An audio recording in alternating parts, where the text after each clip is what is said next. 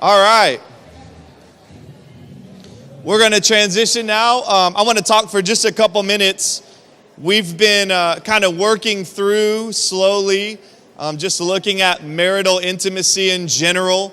And so I want to continue that conversation quickly, and then we'll dive into some discussion as a table. Hopefully you enjoyed the game. We're trying to think of things that'll force you to connect with the people at your table or kiss your spouse. I mean, either one is a win. So you got to do both tonight, and that's great. So, this series, or this little kind of few weeks in a row of talking on the same subject, really started when Sarah and I were out in Atlanta. Some of you have heard this multiple times now, but we were out in Atlanta a while back, and we were driving around, and I just popped the question, not the marriage question, but popped the question of, hey, if you could tell me some things I could work on, what would it be? And she listed a few things. And one of the things she said, which was very interesting to me, was that she wanted to have more sex, which is really interesting. By the way, if you think this is about to get uncomfortable, trust me, it is not uncomfortable for anyone else more than me. My dad's here, my stepmom's here, my wife's here, my brothers-in-law, and my sister-in-law. So there is no one here that's more uncomfortable. I will say this, though. We will not get very deep into the sex topic tonight, so just relax a little bit. But all that to be said, when she made, sorry, for those of you that were really looking forward to that, you can have your own conversations. But so anyways, when that happened, I thought, it's something we've talked about at different times. And but it was good. It's a good thought, because the truth is that is something that comes up in a lot of marriages for different reasons at different times, and different things are connected to that. And that's what we'll start to kind of look at over the next 2 weeks. But she posed that question, and so it got me thinking about us. And so really what she was saying, like we've seen before, this time it was physical intimacy really is what she was yearning for. That's what she was kind of getting at, if we could put it in something we could all understand. And so when you think about physical intimacy, it reminds me of the point we've said a few times.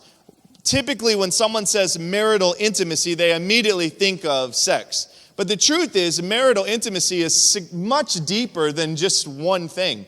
It involves emotional, intellectual, it involves spiritual, which we talked about last week. It involves physical. It's all of these things kind of wrapped up in one. And so I guess point one we've been making over the last few weeks is, if you think marital intimacy is just one thing, there's a really good chance you're missing out on a key or multiple key elements within your marriage. So we've been trying to slowly bring that to life as we walk through each topic. And so, again, we've covered emotional, we've covered intellectual. We talked a little bit about communication and helping us to connect better at the 5 levels of communication. But where we land today in physical intimacy has to start with this first thought. And that is that marital intimacy is not just sex, but physical intimacy is not just sex. Now that might take you back for a second. Physical intimacy actually involves multiple things, like hugging, holding hands, kissing, would involve sex down the road. And so you've got multiple things that encompass this. So some of you got to that last question and you're thinking about sex and you're trying to have that conversation without anyone else hearing and navigate that together. But the truth is, it's very possible that your wife might have been thinking, I kind of just wish you'd hold my hand more.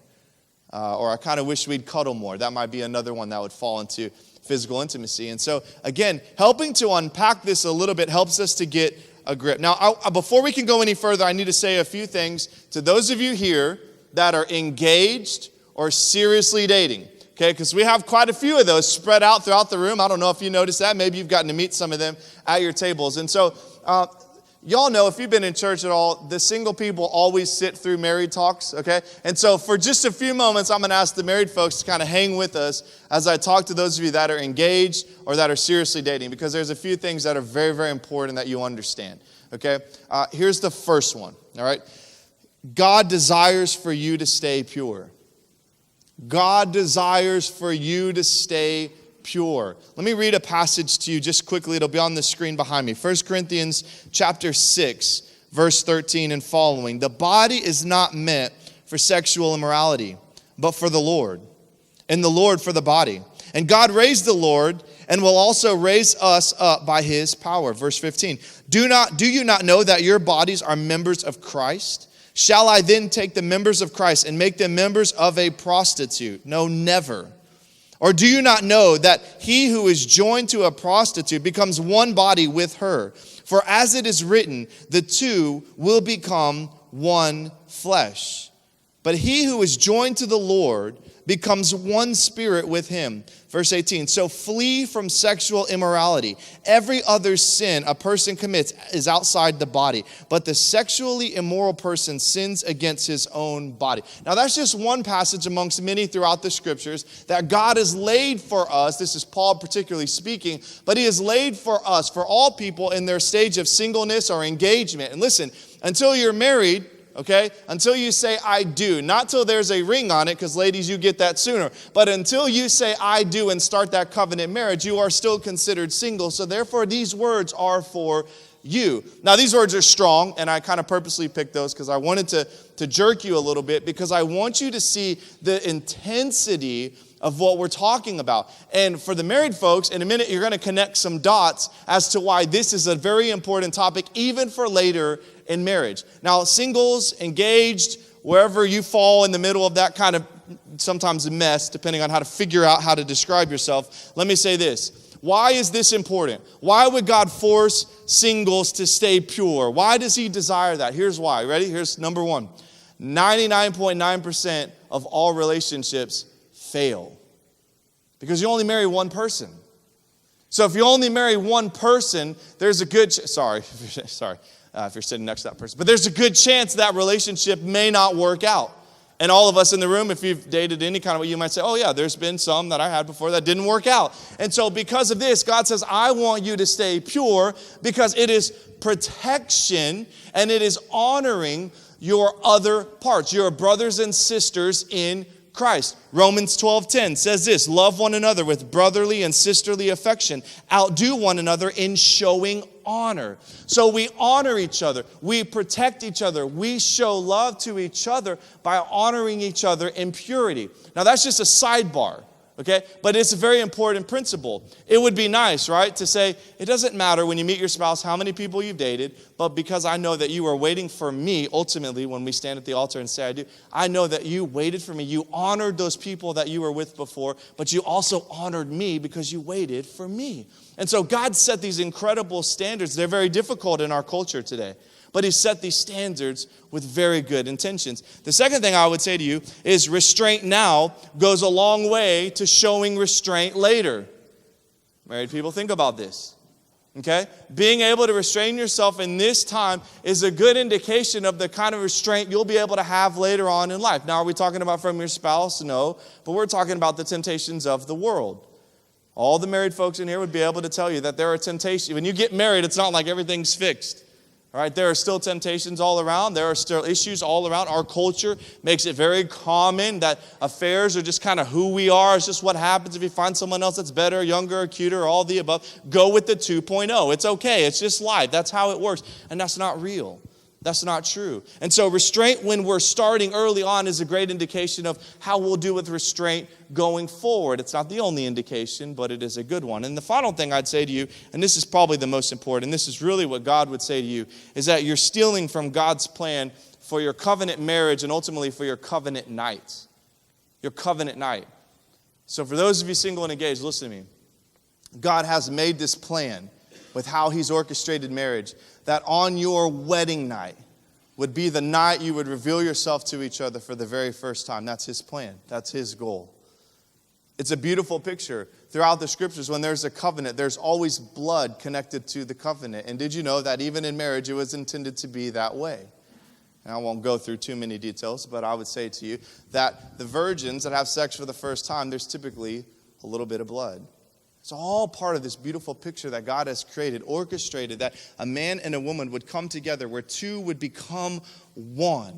And so for those that have kind of jumped ahead, got out of turn, what I'm saying to you tonight is there's a great opportunity for you to turn back and kind of reel this thing in. We serve a God of grace and a God of forgiveness. And all of us in this room in some way, shape, or form, and maybe even in this area, have experienced that grace and that forgiveness. And so for you, I just want to encourage you, not beat you over the head or condemn you, but to encourage you that there is a better way, and it's not too late to straighten that out and to finish strong as you move into that covenant marriage and ultimately that covenant night that God has laid for you.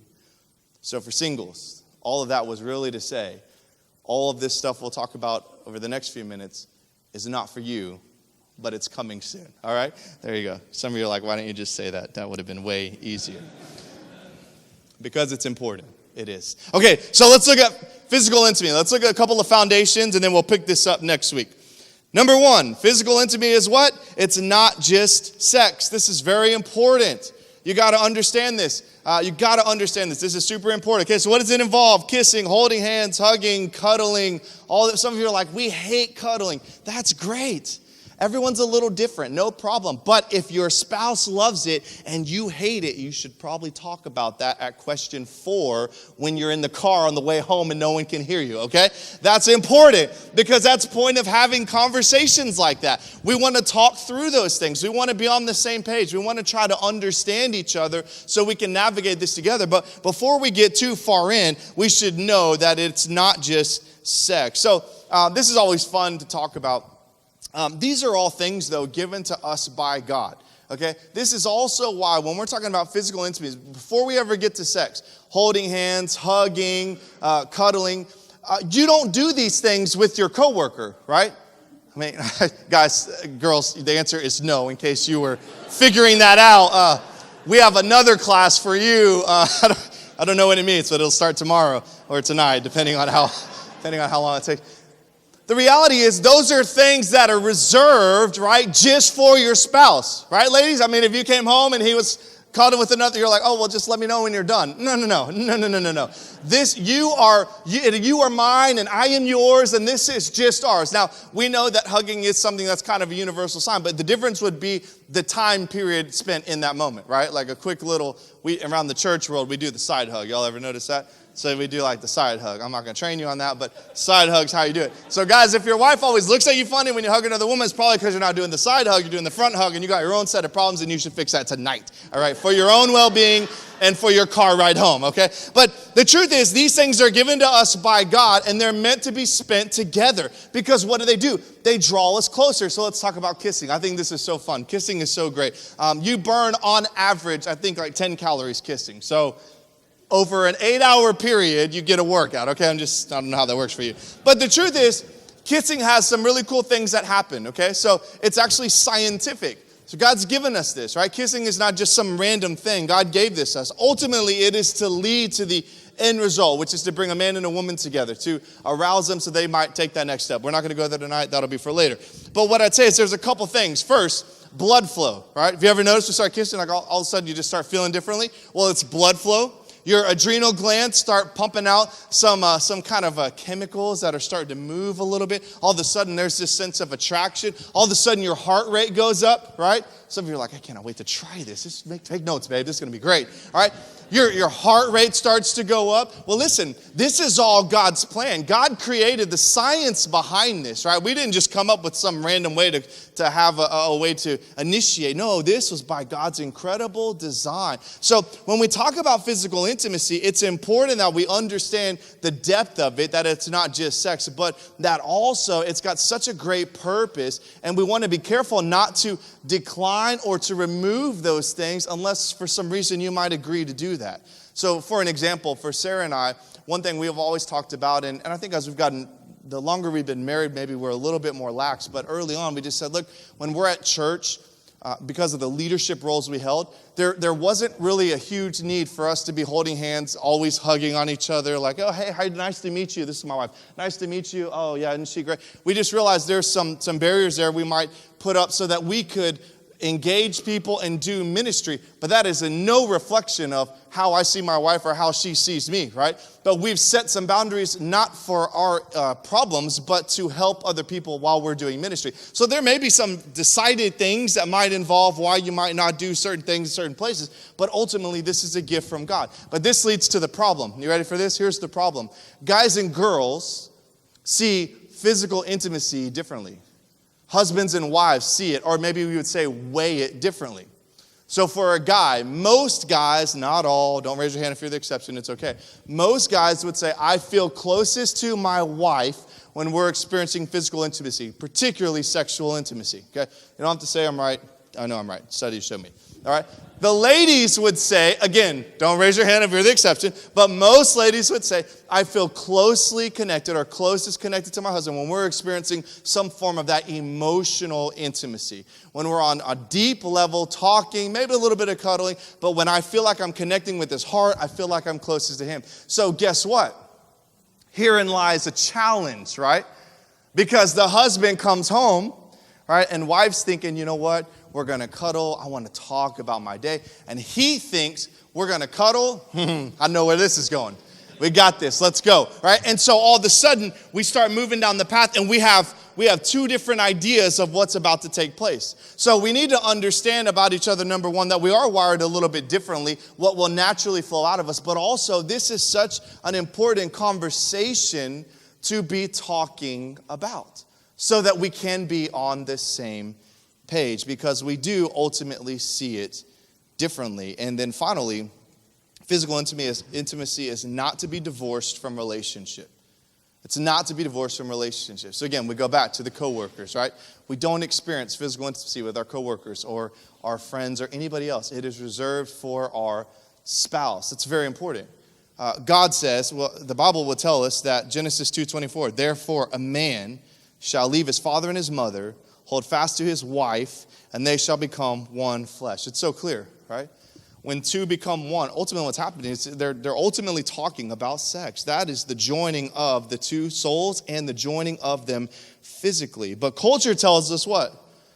Culture tells us, hey, you just enjoy that. You don't need a relationship. It's too complicated. Just experience your fullness of life. And then I guess if you get married, you can, be faithful to one person. And good luck trying to just navigate that journey, right? You grow up doing one thing, you're going to be really hard breaking that. We'll go back to that verse we read earlier.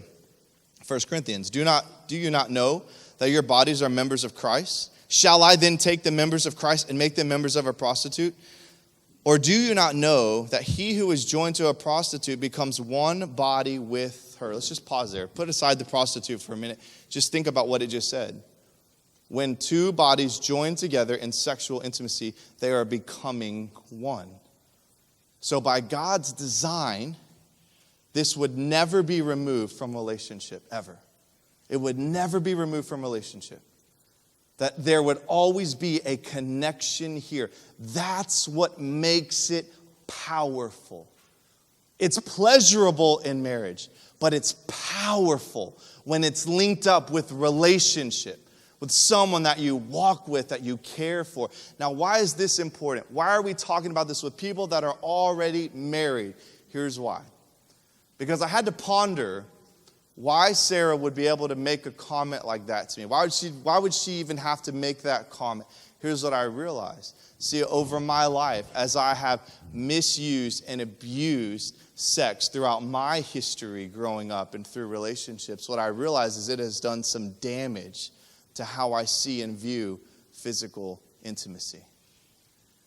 What it's done is it's begun to isolate it from how it was created by God's design to be interlinked with all of these other forms of intimacy, to experience the ultimate relationship. But because of how I misused and abused it, I started to isolate it, not even trying to, not even realizing it. And so guess what? There's some healing that has to take place so that this can move forward. And there may be some of you that are going, oh, you know what? That's clicking with me. I register with that. I understand. Man, maybe that's helping me make some sense of some of the struggles we've had, because I don't experience it the way I thought. We can do some serious damage. And knowing our culture, my guess would be in a room like this, there's some others out there like me that have experienced that trauma, experienced that damage, and that's something to work through. By the way, on a side note, I would encourage you, I would say this to all married couples. Counseling is a great thing. It's a great thing. A lot of people in our culture look at counseling as a real, oh man, you got real problems there. You got to go to counseling. You probably shouldn't tell anybody about that. And that stigma is going to be hard to shake. But I can tell you this, counseling, as I've pastored over the years and as I've sent people through different counseling systems, I've watched them come out on the other side. Not always, but most of them just have walked and talked through things they would have never done on their own. And so I want to encourage you, if you're in a stage, and it may not have anything to do with this topic, but you're in a stage where, man, there's just some stuff going on in our marriage that we can't seem to get past or get through. Can I just encourage you to just get some help? And we can help you with that. We've got a counseling system within our church. It's not done by the pastors. It's done by licensed professional counselors. But I would highly encourage you to ask us about that so we can help you. Because I'm telling you, these kind of things can really damage a marriage. Now, for the rest of us that are engaged, and we kind of talked about at the beginning, can I just say to you, we serve a God of forgiveness and a God of grace and a God that has the best thing in store and the best thing in mind for you. And so I'd say to you, I'd encourage you, man, to just take some time to think through and pray through maybe what's going on with you guys. See if you can navigate that better in a way that might bring him glory, because ultimately it'll be the best for you. For everyone else in the room, that maybe there's something going on the side. We could list 100 things it could be, from pornography to affairs to fill in the blank. Can I just tell you, the only way for healing to start is for it first to be able to come out. It'll start with the Lord and seeking him for forgiveness, but then it'll move to you being able to talk to someone. And ultimately, the person you're most intimate with is your spouse, so it's going to have to come out at some point. But the only way for us to be able to move forward is to be able to get those things on the table. So you open up the page tonight and you're looking at these questions and you're like, these guys are crazy. We're not about to talk about this, and that's fine, but I just want to tell you what we want to do is help you navigate maybe some areas that wouldn't come out on their own, because we think it matters. I want to read you 2 more verses and we'll be done. I apologize, this went a little longer, but I think this is important. Psalm 51:10 says this: "Create in me a clean heart, O God, and renew a right spirit within me." That's Psalm 51:10. Does anybody remember where that comes from? King David wrote that. You know when he wrote it? Not after he conquered Goliath, but after he was conquered by Bathsheba and his ultimate lust. If you don't know the story, just quickly let me shoot the highlights to you. King David, being lazy at home when he should have been out at war, walks out on his rooftop. He's higher than everybody else because he's a king, and so his house is raised up. He looks over yonder, just does his yawn and stretch, and he sees a beautiful woman bathing on her roof. And you may go, that's weird, but biblically that was normal. Typically all the houses were equal, so if you were up on the roof, you were in a place that no one could see you except for one, the king. And so because he was higher, he looked down, he saw her bathing. He fell lustfully for her immediately, and because he had power, he sent his people to go grab her. They brought her over. He slept with her. She got pregnant. She was married. Her husband was off at war, by the way. Found out she was pregnant, and so he said, well, I got to do something about this. So they send his soldiers out, and they bring the husband home, and he tries to liquor him up and tries to get him to go sleep with his wife so that maybe they could cover this and sweep this under the rug. But her husband was a loyal man and loyal to war and how it was done, and so he refused to go home because he wanted to honor the system they'd established for soldiers that were in the middle of a war. And so because he couldn't do that, David sent him back out on the front line so that he'd be killed, and sure enough, he was. He brings Bathsheba back, he marries her, covers it up, no one ever really knows, and we go down the story, and then all of a sudden, David's having an experience as a king, and there's a prophet named Nathaniel, we'll just call him Nathan. There's a prophet Nathan, and he comes up and he says, hey, I'm going to tell you a story, and he tells him this story about how there was a man that had everything. But he looked over here and he saw one man that had one particular sheep that looked better than his. And so he took the one that the man had and he made it his. And King David stood up and he said, that man should be killed. How dare he would take something that wasn't his when he had everything? And Nathan looked him in the eye and he said, hey, that man I'm talking about is you. And I just wonder tonight if maybe there's some of us here that are having a moment like, or need to have a moment like that. Where someone's saying, hey, there's something going on in you, guys or girls, that we want to bring out so that the Lord can help you to heal. David wrote those words, Psalm 51, create in me, Lord, a new heart, knowing what he did. Create in me a new heart and renew a right spirit within me. David knew something that I hope you do too, that we serve a God of grace and forgiveness. But because he loves us, he wants to heal us. And some of us got to let something out. The last verse, 1 John 1:9, if we confess our sins, he is faithful and just to forgive us our sins and to cleanse us from all unrighteousness. Man, marriage is fun. Physical intimacy is amazing. But when we put barriers in there, when barriers come up, it causes a problem.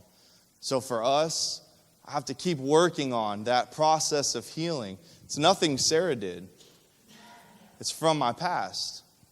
But with the Lord's help and already begun, I know we're going to be able to work through that, get to a place where we can experience that fullness of marriage that God intended. So for those of you not there, man, celebrate, talk with your spouse, navigate this area, enjoy it. It's a beautiful thing. And for those of us that feel like maybe there's something there, I'd encourage you to pray, ask the Lord to heal you. And then take that next step and begin to talk about it, someone you trust, and ultimately to your spouse if that is necessary. Man, we love you guys. I hope this place continues to be a place of joy, but also of encouragement and challenge to help us to navigate marriage. But sometimes we got to navigate tough areas. Let's